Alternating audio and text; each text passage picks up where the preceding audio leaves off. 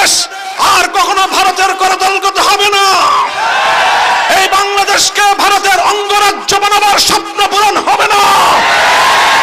কট্টরপন্থী হিন্দুত্ববাদের আখড়া বাংলাদেশে পরিণত করতে দেওয়া হবে না। খবরদার, হুঁশিয়ারি উচ্চারণ করতে চাই, 5ই আগস্টের স্বাধীনতা সংগ্রামের বিরুদ্ধে, গণ অভ্যুত্থানের চেতনার বিরুদ্ধে যারা কথা বলবে পিঠে চামড়া থাকবে না।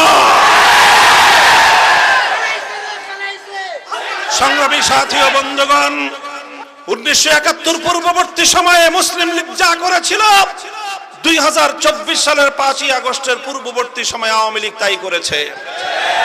কাজেই বাংলাদেশের মানুষ যেমন মুসলিম লীগের রাজনীতি আর করে নাই, এদেশের মানুষ আর আওয়ামী লীগের রাজনীতি করবে না।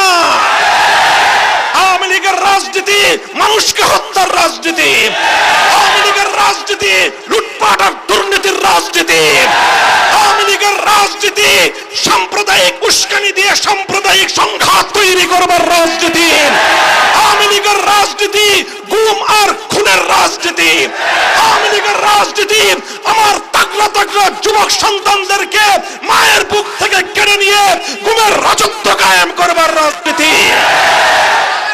এই রাজনীতি আর বাংলাদেশের মানুষ, বাংলাদেশে আর এই রাজনীতি করা যাবে না।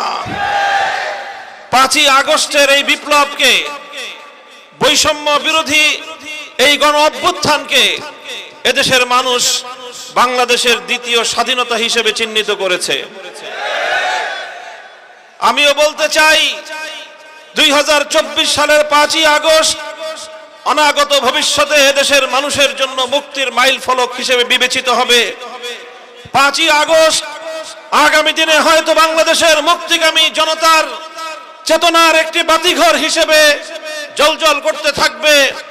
হয়তো আগামী দিনের প্রজন্ম 5ই আগস্টের বিপ্লব থেকে তারা বিপ্লবের চেতনা শিখবে।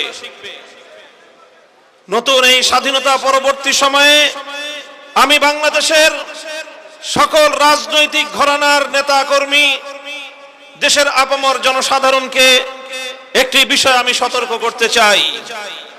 1971 সালের রক্তক্ষয়ী মুক্তিযুদ্ধের মধ্য দিয়ে যখন বাংলাদেশের মানুষ স্বাধীনতা অর্জন করেছিল, স্বাধীন বাংলাদেশের অভ্যুদয় ঘটেছিল, 71-এর পরবর্তী সময়ে কিছু দুঃখজনক বঞ্চনার ঘটনা সংঘটিত হয়েছিল। 1971-এর স্বাধীনতা অর্জিত হয়েছিল ইসলামের কথা বলে, 1971-এর স্বাধীনতা অর্জিত হয়েছিল জালিমের বিরুদ্ধে মুসলিমের অধিকার আদায়ের সংগ্রামের নামে, 1971-এর স্বাধীনতা অর্জিত হয়েছিল এদেশের স্বাধীন মাটিতে কোরআন সুন্নাহ বিরোধী কোনো আইন প্রণীত হবে না এই অঙ্গীকারের মধ্য দিয়ে।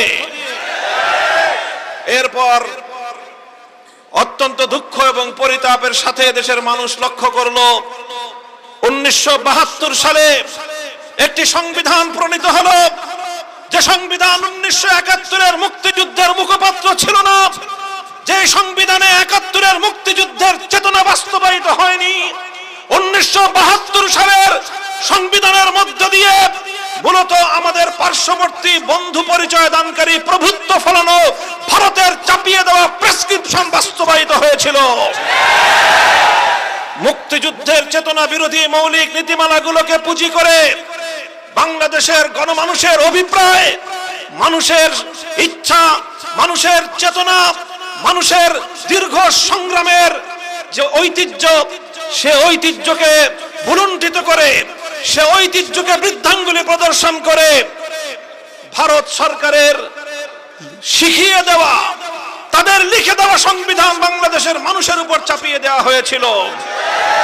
আর সেভাবেই 1971-এর মুক্তিযুদ্ধের সফলতাকে ছিনতাই করা হয়েছিল। কাজেই সেই 71-এর স্বাধীনতা পরবর্তী বাংলাদেশের মুক্তিযুদ্ধের চেতনা ছিনতাইয়ের ঘটনা থেকে আজকের প্রজন্মকে আমি শিক্ষা গ্রহণ করে সতর্ক থাকবার জন্য আমি আহ্বান জানাই।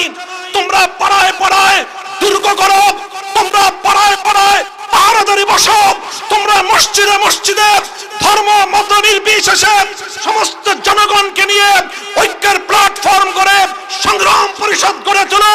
5ই আগস্টের বিপ্লবকে যদি কেউ ছিনতাই করতে চায়, এদেশের ম্যাক্সিমাম জনগণের চিন্তা চেতনার বিরুদ্ধে যদি নতুন কোন ষড়যন্ত্র দামাবেদ দিয়ে উঠবার চেষ্টা করে, তোমরা সেই ষড়যন্ত্রকে রুখে দেওয়ার জন্য রাজপথে নেমে আসবে।